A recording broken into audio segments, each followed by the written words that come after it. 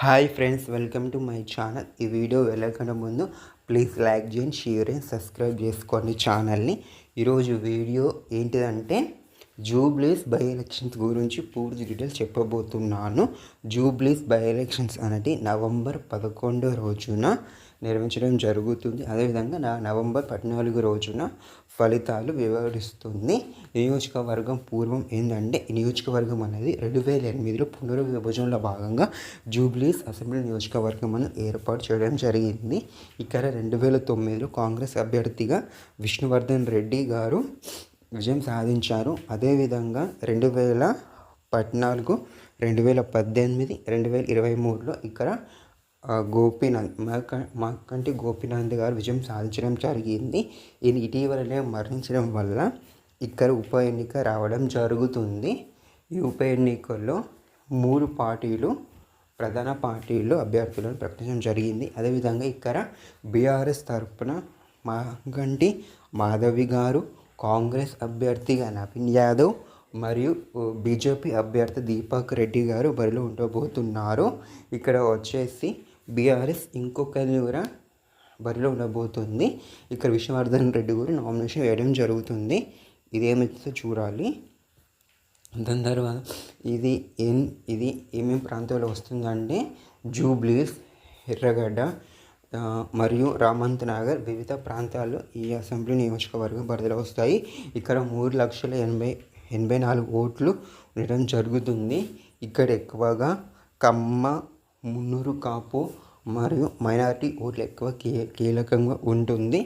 ఇక్కడ బీసీలో ఎక్కువగా మున్నూరు కాపు ఓటు అనేది చాలా కీలకంగా ఉంటుంది.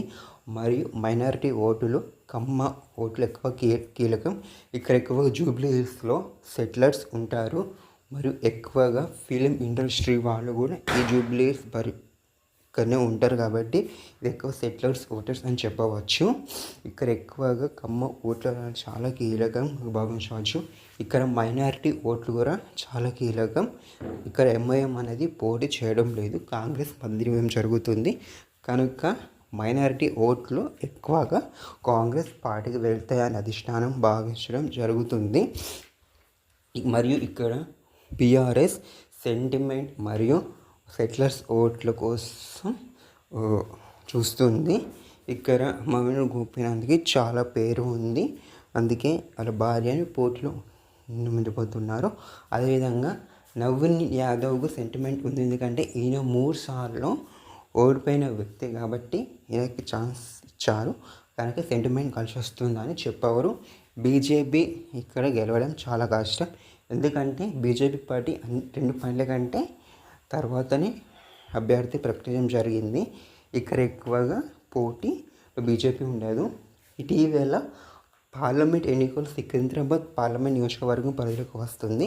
ఇక్కడ జూబ్లీస్లో కూడా బీజేపీ కానీ తక్కువ ఓట్లే రావడం జరుగుతుంది, ఎందుకంటే ఇక్కడ మైనారిటీ ఓటు చాలా కీలకంగా చెప్పవచ్చు. మరియు ఇక్కడ అర్బన్తో పాటు స్లమ్స్ కూడా ఉన్నాయి, అంటే ఎర్రగడ్డ, బోరుబొండ ప్రాంతంలో ఎక్కువ స్లమ్స్ ఏరియాస్ ఉన్నాయని చెప్పవచ్చు నియోజకవర్గంలో.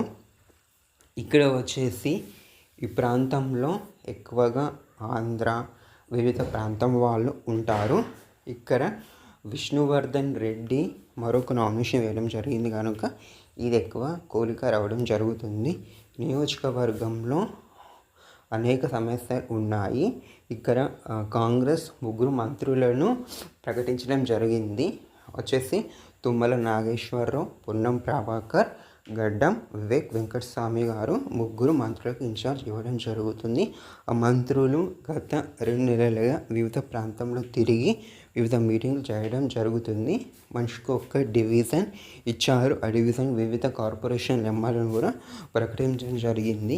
ఎన్నిక కాంగ్రెస్ పార్టీకి ఇంపార్టెంట్, ఎందుకంటే ఇక్కడ కాంగ్రెస్ పార్టీకి ఎక్కువగా బీజేపీ ఇక్కడ ఎక్కువగా జేహెచ్ఎంసీలో ఎక్కువ పోవట్లేదు కనుక ఎన్నికలు కాంగ్రెస్ పార్టీ సాధించాలనుకుంటుంది. Friends, thank you for watching ఈ వీడియో.